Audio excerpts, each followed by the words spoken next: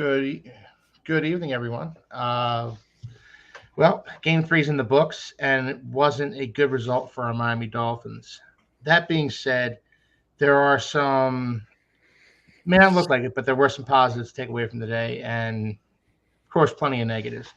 But this is our first time doing a post game show. We're gonna try to do this every week from here on out, and we're gonna start the show right after this.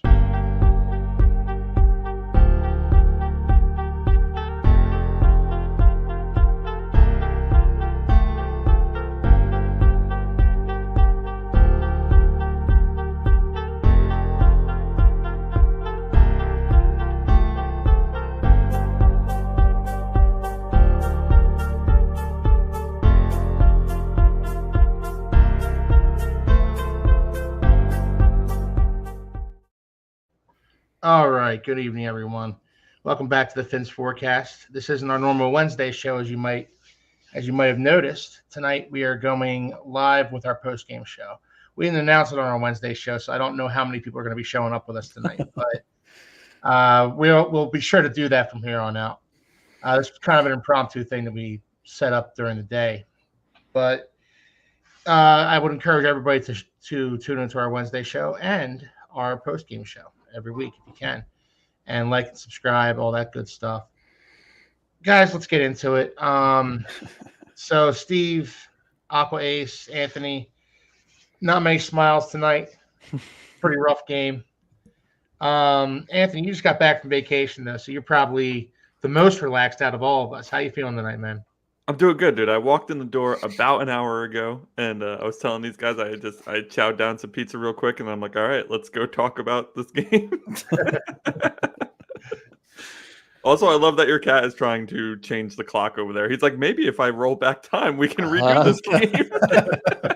I don't want to relive this game. Josh, how you doing, man? Stop myself from jumping out of the window at in the second quarter of this game. Other than that, great. Outside of football, everything's wonderful. Yeah. Steve, how's it going? Good, man. Daughter had a good soccer game today, right before the game, so watch that. She's playing a new position right now and actually really excelling. They switched her back to her old position in the second half, and the girl that took her new position on defense led in 2 goals. So I think they'll be keeping her on defense. Her speed's killing, and that's what Miami Dolphins seem to be lacking right now is speed on defense. All right. Well, on that note, let's get into it. Dolphins lost today by a score of 24-3. Yikes. Kind of a brutal game. Skylar Thompson started in place of Tua Tagovailoa. Couldn't really get the offense going too much. You know, it felt like they would get something going, and then a stupid penalty would push them back, and that would just kind of derail the rest of the drive. It was, I don't know. I had faith in Skylar Thompson. I didn't have much faith in this game. I thought the Dolphins were going to put up more points than 3, though. So, Josh, you and I were on the phone throughout, for a little bit during the game. We were talking. Give me your thoughts on it. Yeah, the biggest takeaway is, for all of those that said anyone can run this offense and Skylar is a better option. He's more athletic. He's got a stronger arm than Tua. I mean, put your money where your mouth is because he looked like a high school quarterback out there. And I tend to be very positive about most things. I could not find a single good thing that he did. Not a single good thing that he did this entire game. And, really the other big takeaway for this for me was Mike McDaniel looks off. I don't know what it is. I don't know what's causing it. I don't know if it's the slew of injuries that we have, which if we don't get into it is just an insane. I mean, we just are riddled with injuries everywhere. And that's not an excuse. I'm not using that as a reason. Oh, well, we're better than – nope. We put something crap out on the field. But we have a ton of injuries. And Mike McDaniel just does not look like the head coach that he was the last 2 years with us. And I think, and I'm not sure if we'll get into it. I'm sure we will touch on it at least. But I think there needs to be a serious conversation, and I know there's a serious conversation going on with fans, but there needs to be a serious conversation internally on removing play calling duties from him. He can still, let him be a head coach. He just seems like he's a head coach that has too much on his plate.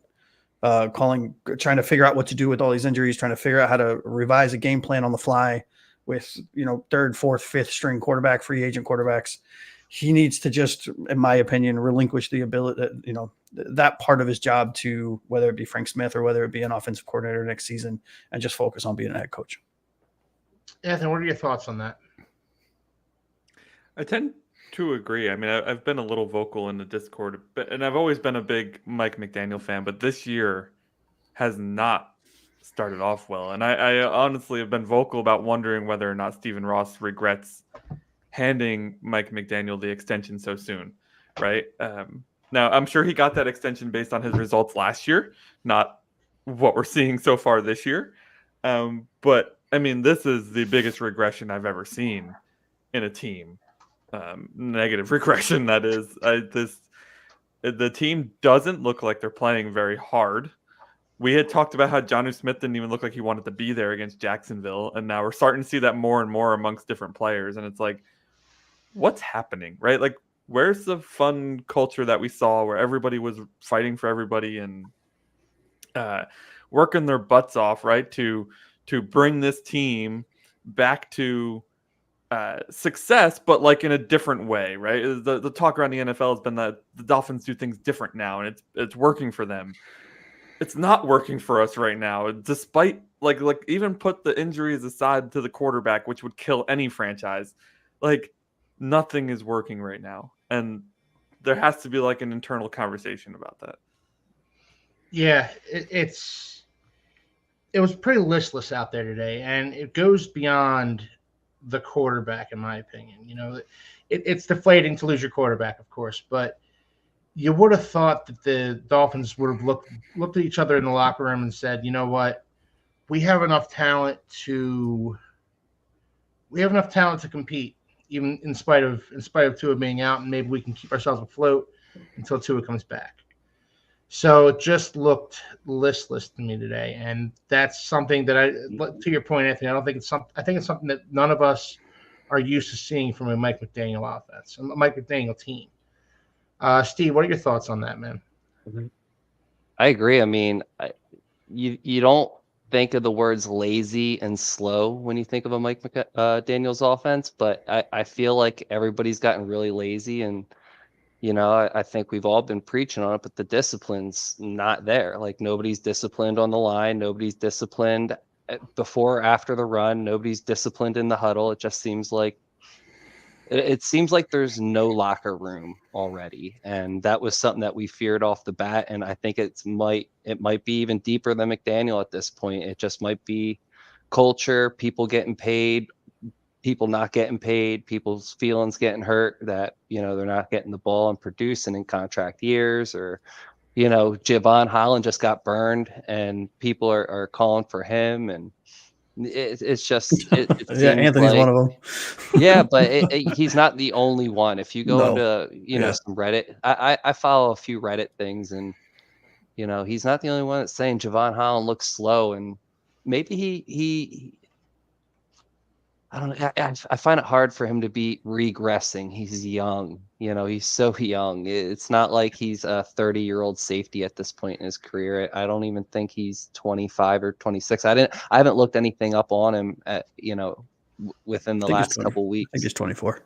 Yeah, I was going to say, I think he's the one that we were looking into that's only 24 years old. Yeah. Yep. Mm-hmm.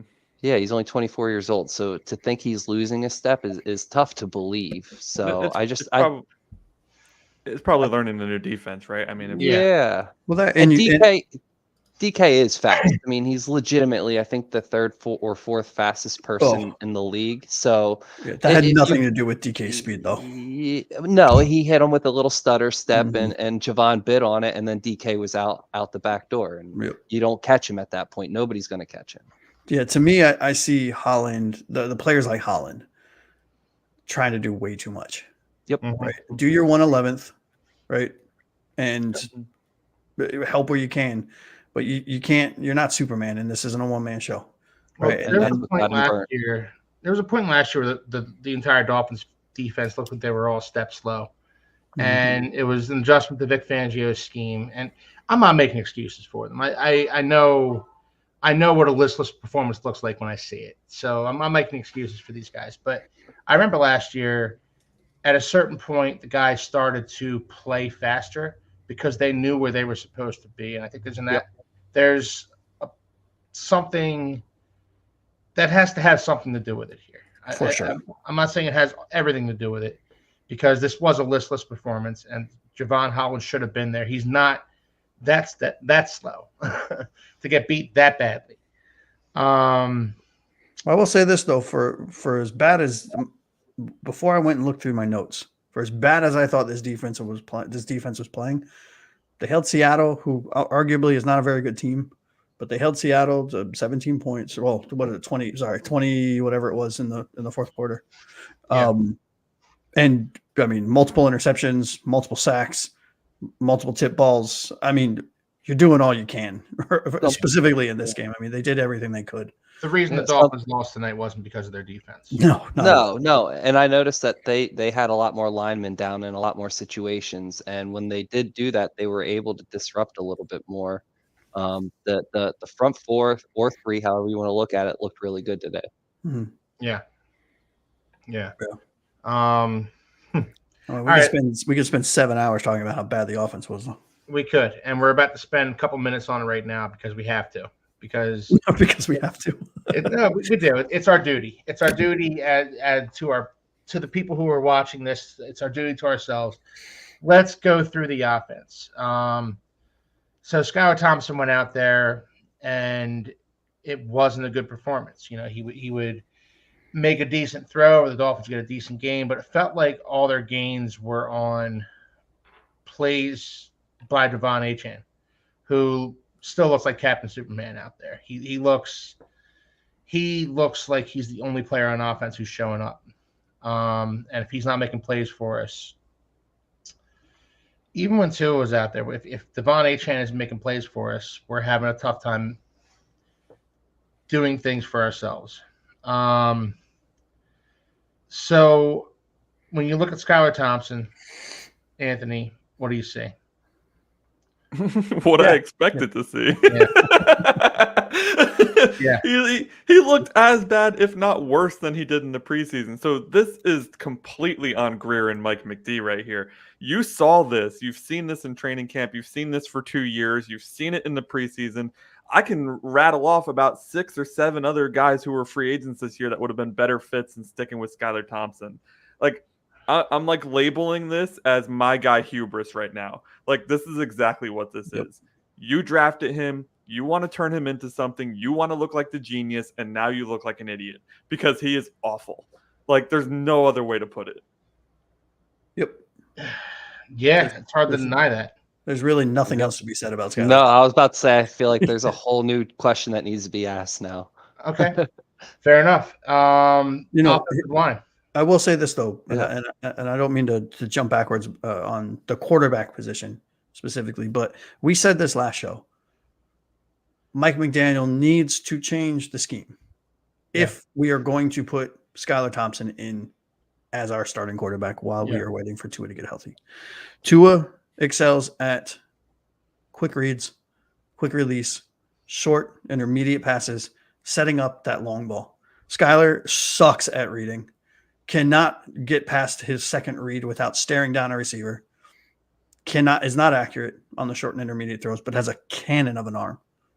So run verticals, run posts, running backs, out the backfield as your running goes, get the running game going so he can drop the long ball because he needs time to develop plays.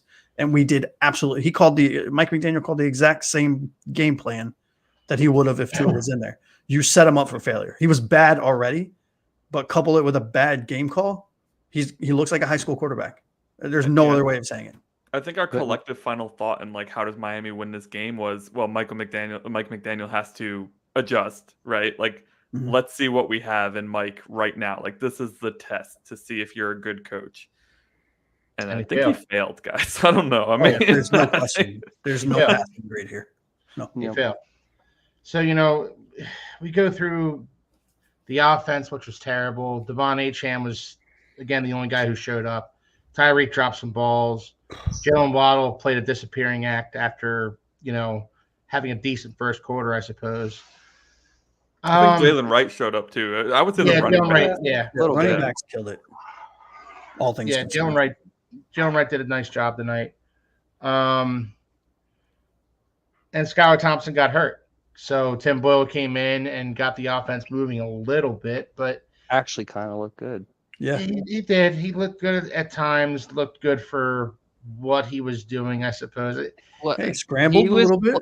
He was playing the way that Tim Boyle was playing the way that Skylar Thompson should have been playing, with nothing to lose. Skylar Thompson acted like he was playing to lose his job, but in reality, if he would have just let it go a little bit, I think we'd have been happier with that and a few picks rather than what he just did. Like it didn't even look like he wanted to let it go.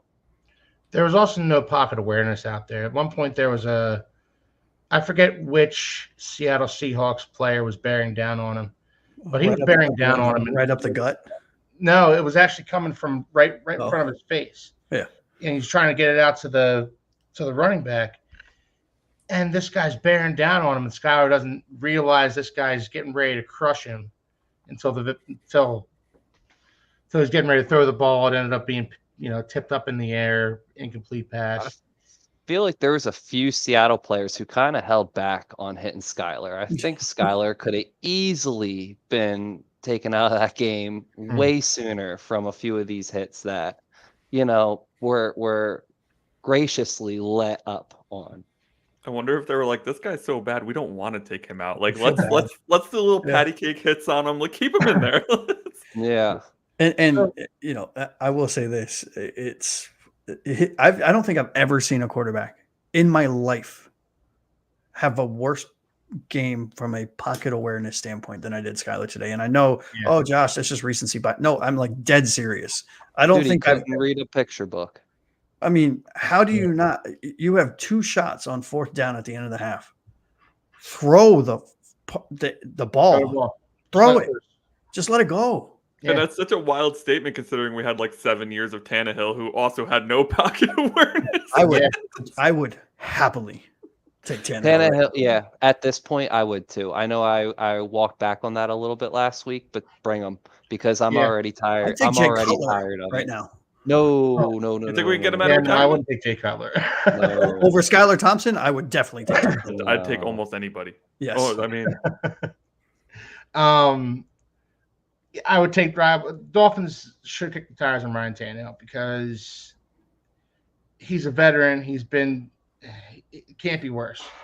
It can't be worse. This was bad.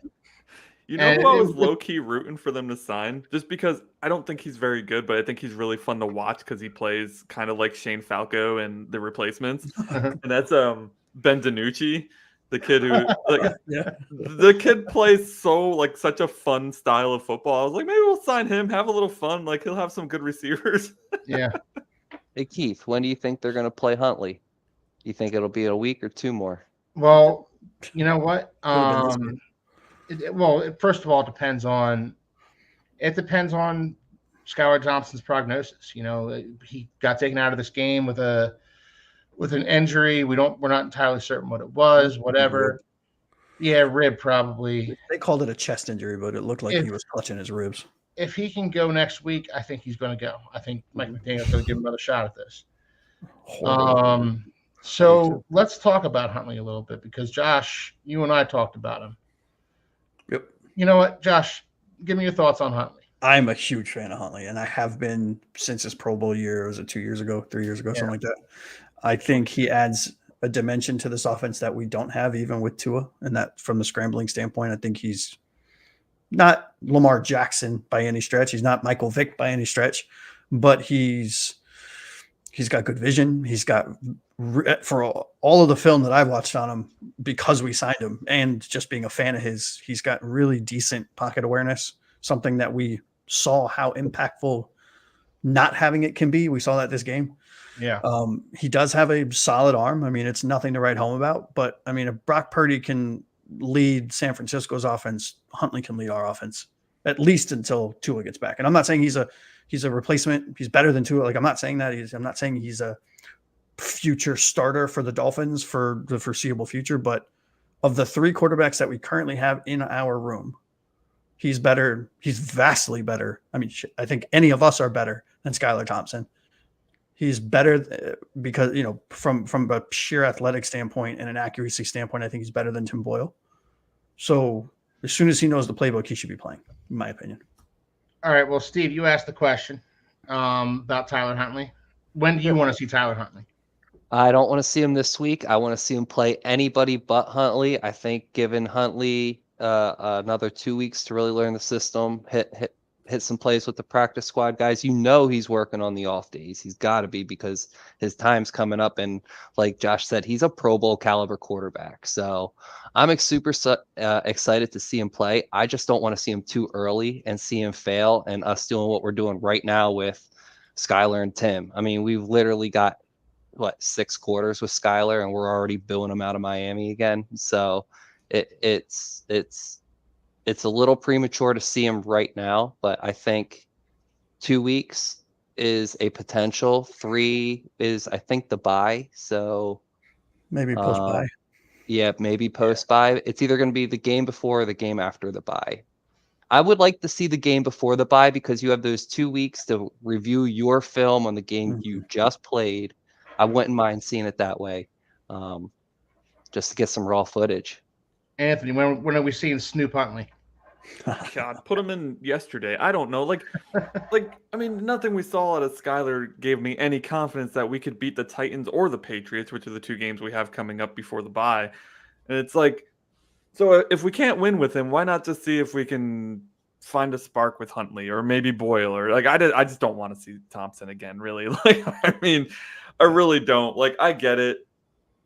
Stand behind your guys, right? But I really hope behind closed doors, Mike McDaniel is not singing the same rhetoric in conversations with Greer and with Ross and with his other coaches and just being like, nah, Skylar's the guy, signing Huntley doesn't mean anything like that. I really, really hope that that's just speaking to the media and not how he truly feels. Yeah.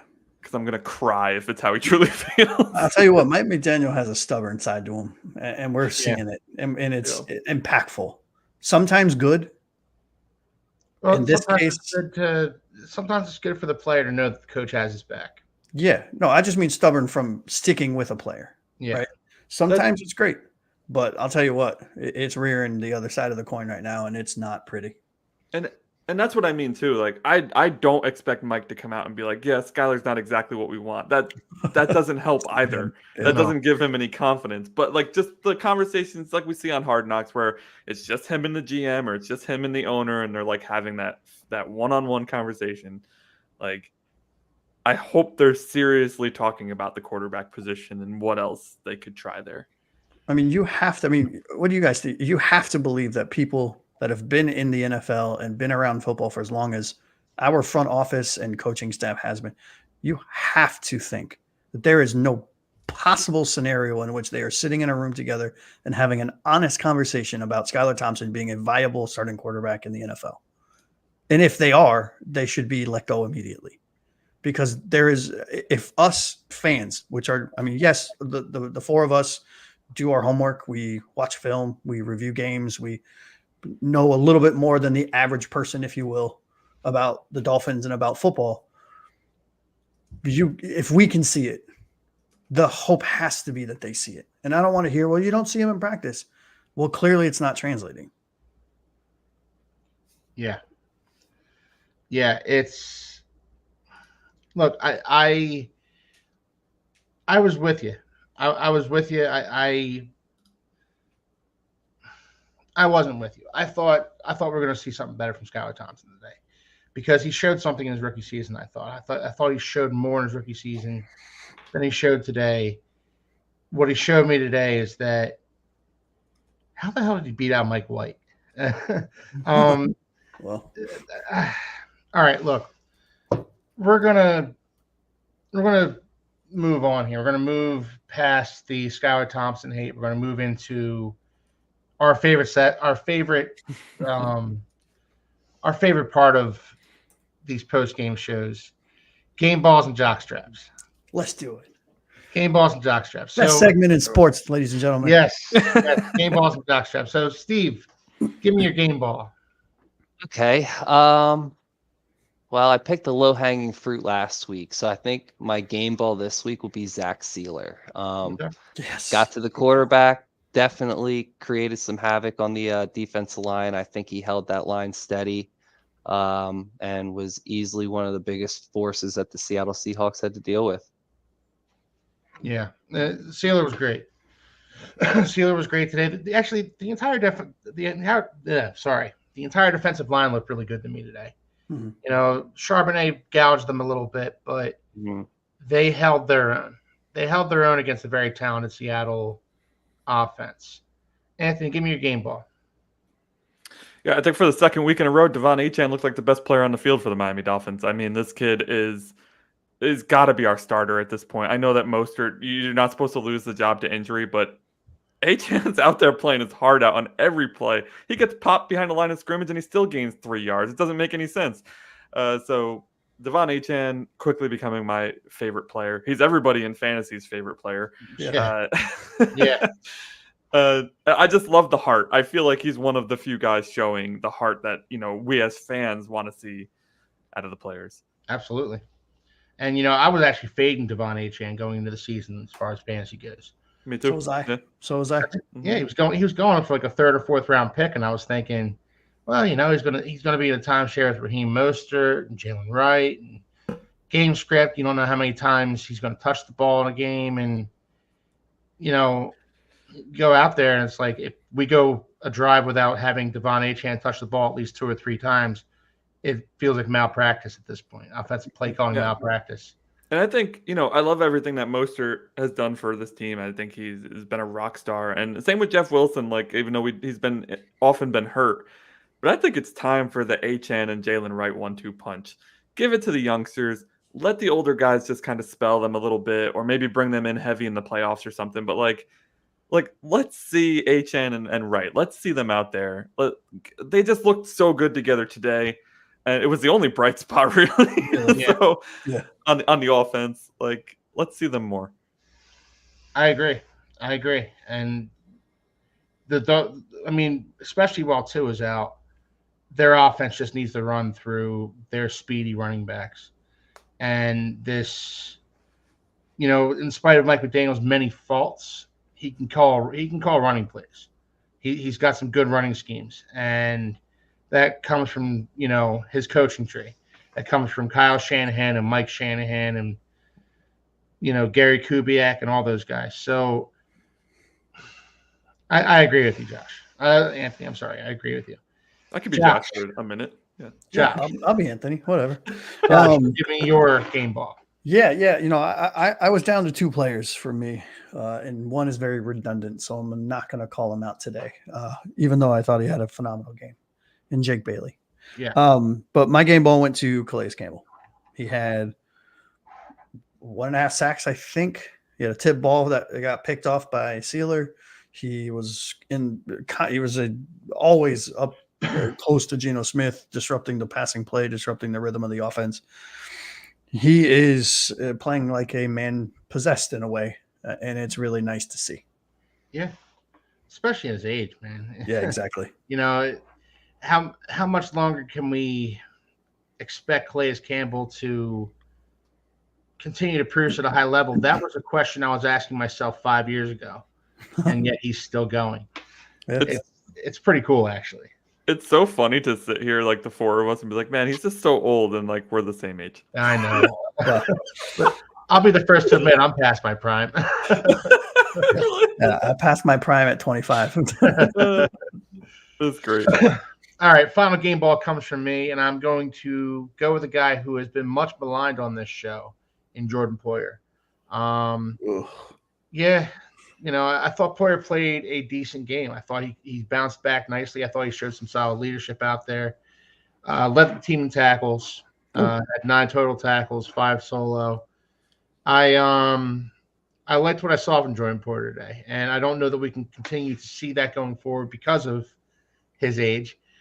But on a day like today, when there's not much positive, you look to guys like Calais Campbell and Jordan Poyer, and hopefully you see those guys still going out there and still playing every snap like it's their last. And maybe that inspires other guys on this roster to not hang their heads when times are tough. And times are most definitely tough right now. Mm-hmm. All right. So I'm going to start us off with our jock straps. I said I was going to choose them earlier. I'm going to stick with it. Tyreek Hill kind of did a bit of a disappearing act in this one for me. Jalen Waddle deserves it too. I mean, Jalen Waddle had 2 catches in that first quarter and basically kind of disappeared for the rest of the game.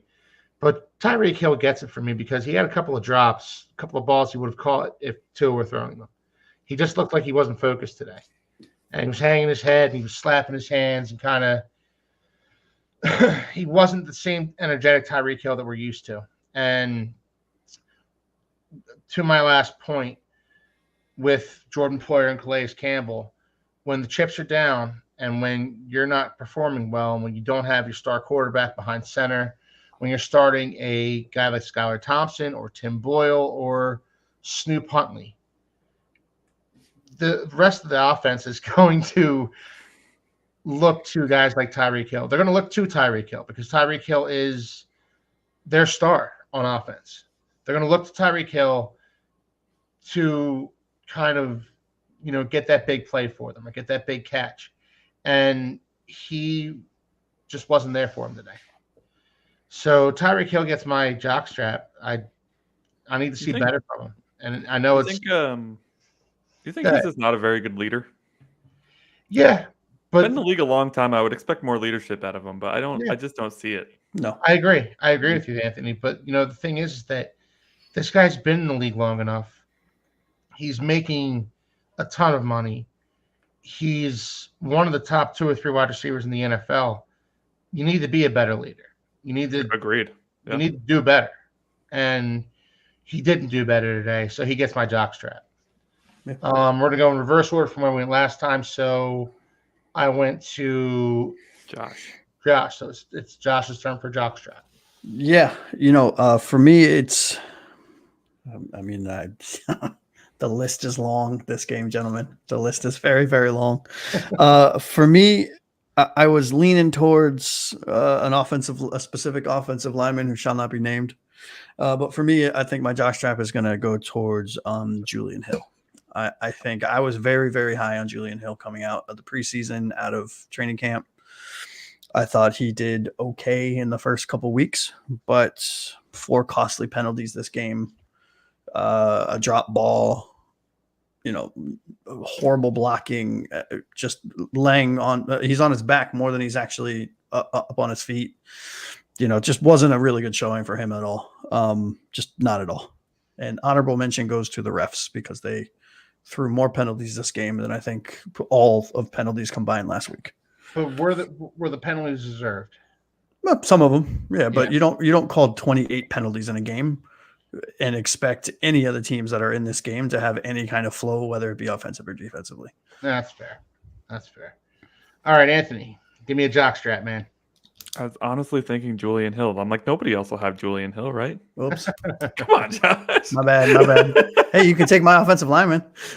I know it's Robert Jones, and we don't even need to talk about it because we've been talking about it forever. Yeah. I think I actually gave the same person a jockstrap last week. It might be a twofer for me. That's the coach, guys. It's the coach. Because I'm sick and tired of this screen game. Like, I'm watching San Francisco, where he came from, sling the ball down the field, and then I'm watching us throw 37 screens in a row. I don't understand what is happening here. Like, it's the biggest play calling regression I've ever seen. And perhaps it's not play calling. We don't know, right? We don't know. Maybe Skylar is just taking his check down more often than he needs to.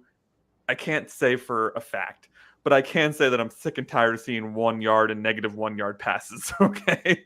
Like, can we at least throw a slant? It's 2 yards. It's no big deal, but it's better than a negative pass. Mike McDaniel to me is just he has regressed so much, and I don't know what's behind it because that's the one side of football we truly don't get a chance to see. So it could be anything. I'm not even going to try to guess, but I do know that this team looks like crap. We shouldn't have beat the Jaguars, but we did. We got stomped by the Bills. We get stomped by Seattle, and we have 2 more winnable games coming up that we're probably going to get stomped in if there's no significant changes. So, Mike McDaniel, man, I'm a big fan of yours, but I need to see more out of you as a coach. You got beat by a rookie head coach today. Yeah. That shouldn't happen. Yeah, that's Got the outcoached trouble by right rookie there. head coach. Yeah. And you face another one next week, by the way. Yeah. So just And saying. did you see like his sideline, like when the cameras panned to McDaniel, he just had this look on his face where he just was like deflated and was confused and not at all what you want to see from the man leading your team. You know what it kind of reminds me of? It's like that manager who wants to be friends with everybody, but then like when the person quits, they get really bummed because like my friend quit. It's like that's because it wasn't your friend, bro. It was the person who works for you. Like that's exactly what this reminds me of. And by the way, 2 rookie head coaches coming. We got Callahan next week, and we got Mayo the next week. So we should win these 3 games, but we know today didn't go our way. All right, man. All right. This is rough. All right, Steve, give me a jock strap, man. Well, I'm finding that it's a pretty easy pick here. You picked the receivers already, Key. You picked the coaching staff, Anthony. And Josh and I are attacking the tight ends because I don't think Durham Smith deserves anything but a jock strap. Doesn't even deserve it. No, I mean he can hold somebody's jock strap for all I care. But at this rate, I don't know why we keep throwing to him. I mean, he's clearly not able to catch a cold, let alone a football. So maybe we can just stop doing that. Let him block like he has in post years. Why do we think he can catch all of a sudden to begin with? It's not something that he was ever good at. And now he seems to be almost leading in targets for some odd reason. He's not, but I feel like he is. That every time I'm watching, he's dropping a pass. So yeah. I mean, how do you drop that pass in the end zone? How? Dude, the ground is what made the ball come out. So it's just hold Tyreek Hill's jock strap that Keith gave. Yeah, so that's on that note, though, who I'd like to see more of is Tanner Connor because he was open a few times today, and of course, the quarterbacks missed him. But I'd like to see a little bit more of Tanner Connor because he's talking about a receiver. Tanner Connor's your receiving tight end. He's better than Jonnu, in my opinion. He did good today, I think. I mean, well, he did okay. The stat sheet doesn't meet it out, but there were a few times where he was open, and if Tua was there, go ahead and say it. If Tua was there, he would have hit him. He looked like the best tight end in the preseason too. I mean, yeah, exactly. And that's you're kind of seeing that play out. Kind of seeing that play out in the games too. It's just you need a quarterback that's going to hit him. You need an offensive line that's going to give him time. They're a mess offensively. Yeah. My wife asked me today as the game was in the 4th quarter. I'm on my computer and she's making dinner and she comes out and she looks at me and she goes, "Do you even really think they would have won this with Tua in the game?" I just looked up at her, said yes, and kept on moving. I was like, "Yep, yeah, of course." Yep. Like I think they win 10, 11 games if Tua's playing. Then this game wouldn't have been an issue. That 17 points against the Seattle Seahawks was very doable. I don't think that they would have scored much more than that with our offense being in. It would have been more competitive. Yeah, not to mention 2 possessions, two full possessions in the 5-yard line of the opposing team. Yep. How do you not come away with any points? Not even 6 points. That's where Anthony comes with too. Like we got to kick points. I know we're not winning games, but get something on the board. Use our kicker. Stop going up for 4th down when we're in field goal range. Drives me nuts. Always has. It's great for a momentum boost, but it goes the opposite way if you don't get it. And we haven't been. Honestly, we saw that I don't know if you guys watched the Eagles game earlier on the day, but they went forward a few times on fourth down, didn't get it. It was deflating. The only difference is they have the players and the talent to kind of work their way out of that. They ended up winning a close one against the Saints. The Dolphins don't have the talent to work out of that. We don't have a rally man. They need to get their points right now where they can. And unless you're being forced to go for it on fourth down, I don't think you should. There doesn't seem to be a rhyme or reason to it either. 4th and 3, let's go for it. 4th and inches, nah, bro. What? Like, I don't understand. Are you being aggressive or not? I don't understand where you're going with this. We should keep a running tally of our game balls and jock straps as we go through. I have them. Actually, you do? Yeah, I post them on social media. That's awesome, Steve. You should definitely get on social media. I got a lot of cool things on there. All right. Well, yeah, remind us what's the Instagram and the Facebook again? Yes. The Instagram is the Fins Forecast. Here, I'll put them in the We'll say them too for the people who don't see the chat who are watching later. Yeah. So Instagram is the Fins Forecast and Facebook is just Fins Forecast. But awesome. And yeah, I know we're looking to wrap up here, but I do want to just add, because I know this is a pretty somber show, of course. We just got smoked by a not very good team. But like, all we really need is a quarterback to spark the rest of our guys, right? A quarterback who brings a little bit of excitement and gets the superstars excited to play. Should they need that? Not really. No. But clearly, our offensive stars are not our best leaders. So outside of Tua, I should say, outside of Tua. So like the defense played great. I mean, they against Buffalo, they were put in awful position. They held Josh Allen to 140 yards and they still got smoked because they were just put in such a bad spot. Yeah, they're behind the sticks all game. And today, outside of the 71-yard flub against DK Metcalf, they actually played pretty solid football. I think Anthony Weaver's getting them up to speed. Like, I think we even mentioned that, like, we're not looking for the defense to be fully up to speed till the second half of the season. So they're still learning the system and they're still getting up to speed and they're playing better football. So there is something to be excited about, but we need a spark on offense. We need a quarterback who incites some level of excitement. Scoop. I'm just saying, Scoop. That's the Facebook. Wait, Scoop, right? It's Snoop on me? Or Scoop on or whatever, whatever. Who cares? As long as he gets a touchdown, I don't care what he calls. I'll call him whatever. All right. Steve, do you have any final thoughts before we sign off tonight? Yeah, kind of went the way I expected. I thought we maybe would have got a touchdown, but our offense they look defeated without Tua out there. So I mean, I think our locker room's lost. That's really where I think this is headed. God, I hope you're wrong, Steve. I do too. I really do. Josh, you have any final thoughts for us? Nothing positive. Honestly, I'm just all joking aside. I think there have been some silver linings through all the crap that we've witnessed over the last 2 weeks, right? Little sparks here and there. And I think, that's where I'm forcing myself in these dark times, right after these games, to really kind of focus on and understand that, this is going to be a tale of two halves of the season, right?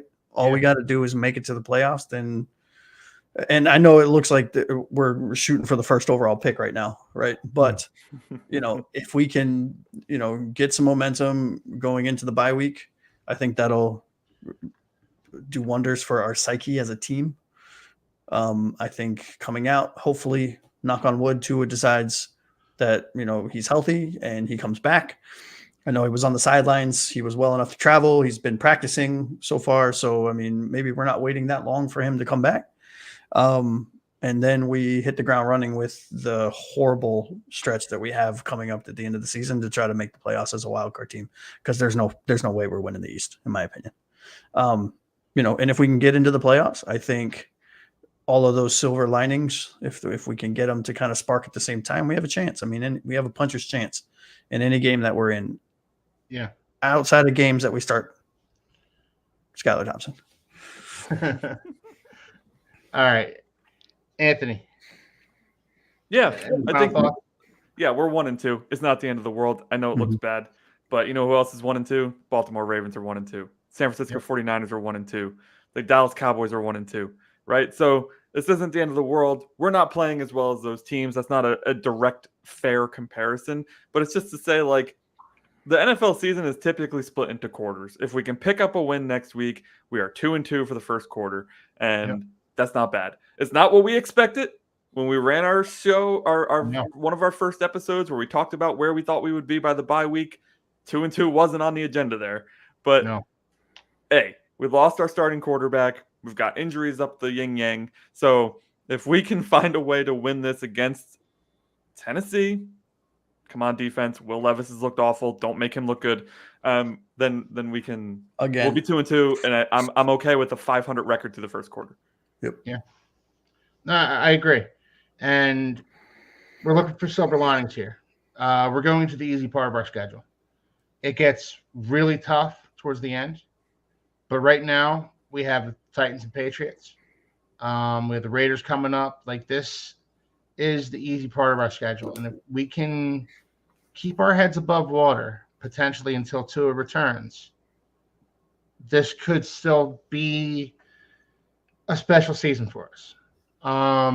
Not saying it will be, because it's hard to envision something like that after a day like today, but you know, it's the Titans next week. We're not playing the Bills. We're not playing the Chiefs.